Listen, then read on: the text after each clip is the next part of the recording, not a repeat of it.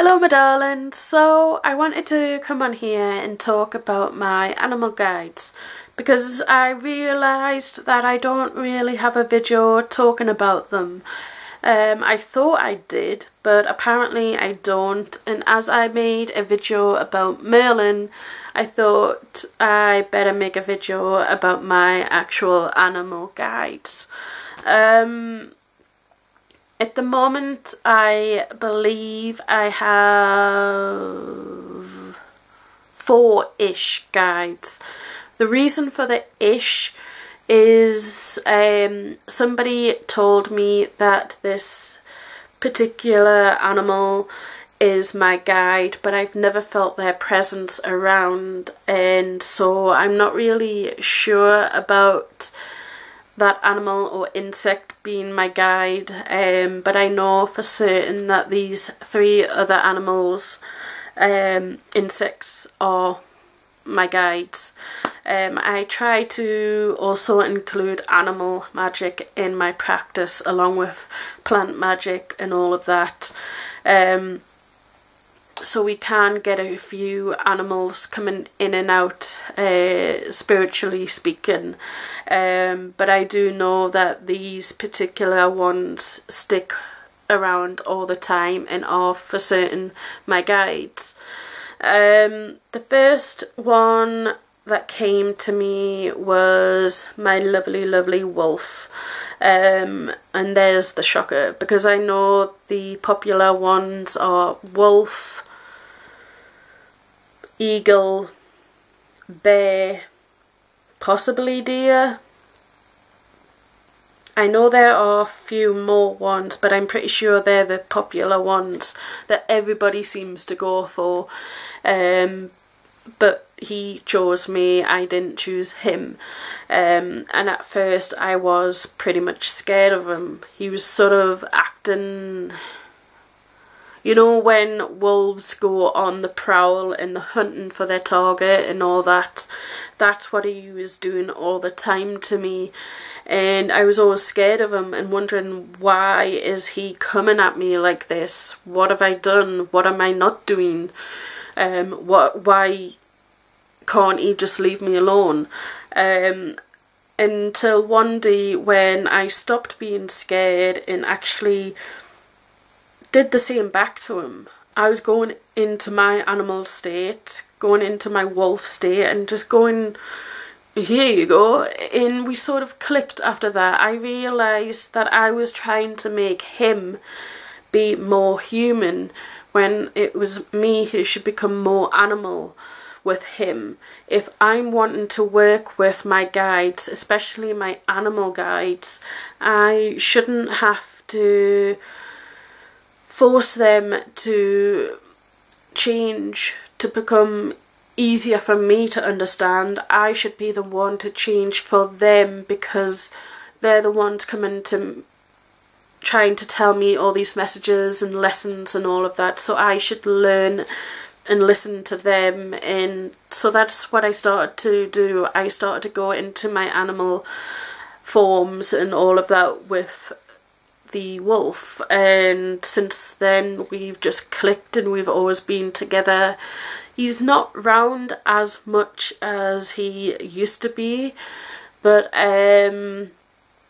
he still hangs around, especially when it's situations that no other guides can help me with. I need his strength beside me. It's very much how Merlin is with me on the physical realm. It's how he is with me on the spiritual realm. But yeah, he was actually the guide that got me to buy the Mystic Fairy Tarot. He told me to basically sniff the deck. I was in Waterstones, and for some reason there was 2 Waterstones next to each other, and one of them had the price on them and the other one didn't, and I wasn't sure which box I should go for, which one am I being drawn to. And he came forward and basically said, go into your animal form. sniff, use your animal instincts and go for it. So that's what I started to do. I started to sniff the box. People around me were like, what the heck is she doing? And my partner was like, I'm not even gonna ask, I'm just gonna let you do it because you're doing your thing, what your guides are saying, and that's it. Just, I'm backing away a bit. But yeah, I was stroking the box, smelling it from all the corners, and I decided to go for the one without the price. And when we got to the till, we found that it was half price, and I don't know if the machine read it wrong or what, because on the other box that wasn't the price that it was marked at. So I kind of feel bad that I didn't see something, but at the same time I'm kind of glad that I got it cheaper than I did. And it was all thanks to Mr. Wolf. My next guide is a toad, and he actually goes by Mr. Toad. That's what I've always called him, and I've always known him as. And he came into my life, oh, 6, 7-ish years ago, I think, because I was still at my parents' house. And I remember I don't know if it was a trance that I was in, but I went into a very, very, very deep meditation state to search for my animal guide, because I was getting these messages that's what I needed to do. And when I was in that state, I was asking all the animals if they were my guide or not, and I started to follow a crow, as he was giving me those signs that yes, I am your guide. Then halfway through the journey he turns around and goes, nope, I'm not your guide is way back there. So yeah, he kind of trolled me, and I ended up parting some grass, and I found him on a lily pad, and I'm trying to remember the toad. I'm pretty sure it's the natterjack or something around that name. It was that particular kind of toad that came to me, and that particular toad is a little bit different from the rest, and I just find that really interesting and awesome how my guide is just that little bit different from the other toads normally, sort of thing. And also he is connected to earth and water, and always asking questions and things like that, which is something that I've always done, but I doubt myself so much, and I definitely feel that is why he is there, always trying to make sure that I am grounded, but also being aware of what's around me and knowing the best situation. Am I doing it for the right reasons and things like that, making me question my action before I do that action. There was something else. Oh yeah, so after I was in that state at my parents' house still, I walked outside and my mum is sort of trying to get something off the path, and she sees the cat brought home a toad, a dead toad. And it was like, okay, he's definitely showing himself around here. Not in the best situation, but the energy of the toad was around me at that time, and I really do appreciate it, and I've just got on with him like a house on fire. At first I didn't like toads at all. I couldn't stand them, either frogs as well. But yeah, now I just find them really interesting, and I'm always picking up things like statues and little things like that that have frogs and toads on for him. And yeah, I'm just starting to get well with him. The other guide that I have, I found out this year, I think, because I did a blog post about her, and it is the honeybee. Again, this is an insect that I wasn't really keen on and didn't have that much interest for,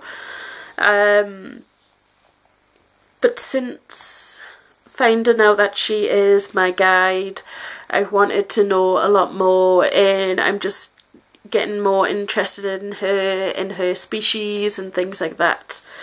But yeah, she is a honeybee, and she came to me around summertime, I believe, and we've just recently started working, so there's not many stories to tell, but she is trying to get me to lead with my heart instead of my head, to stop being so afraid of everything and just go into it.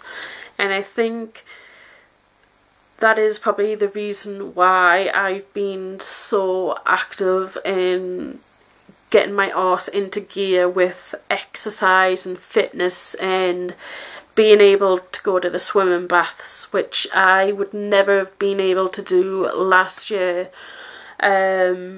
or any time. But with her energy around, I do feel like she has given me that passion, that energy, that drive that she can give. She's got very fiery energy to her, the force that keeps you going and all of that, and I just love it. I'm really enjoying how her energy is with me, especially with somebody who is always doubting themselves and questioning everything and worrying about the negatives and what if, I don't know what this, I don't know about that and stuff like that. She's just telling me to sod it all and just go for it, and I love it. I love all of them, and I love how all of them are very individual and bring something different to my path, and I feel like they have arrived in my life at a certain time when my life is changing, and I notice that they are coming in as well. That's why I also believe that you can have more than one animal guide, because your life changes, and that animal guide that you've always known may not be... Yeah, Merlin. That guide may not be able to help you as much as a different guide would be able to help you. That is not their certain area to deal with, if that makes sense. So yeah, you could have, I don't know, 10 animal guides or more, I don't know. It just depends on what happens in your life, basically. And I don't really go with totem animal guides, just because I'm not native or any of that culture, so I don't feel like it is in my right to use that particular term. I don't want to offend anybody or anything like that. It's just how I feel. And I've never been trained by a native or anything like that, so I wouldn't want to use anything that is, or that could cause offence, which is their practice, if that makes sense. But yeah, I'm now trying to be more careful with what I do in my practice, because I want to be respectful and all that to other cultures and stuff, but I don't want to feel as if I'm taking something from them when I don't know fully what goes into that particular practice. But yeah, I feel like I'm starting to ramble on to something completely different. But that is pretty much my animal guides. I know it's been a bit of a ramble. I would have liked to do separate videos on each of them, and I've just realised I haven't even mentioned the 4-ish guide, which is a butterfly. I've never felt the butterfly's presence nearby, so I don't really have that much for it. This video is just like bleh, rambles. I'm in a very talkative mood, and I don't even know if I'm gonna upload this or not, because yeah, even though the honeybee is saying just go for it, damn it. Yeah, so I've never really felt the butterfly's presence, so I don't really have much to say about that particular guide.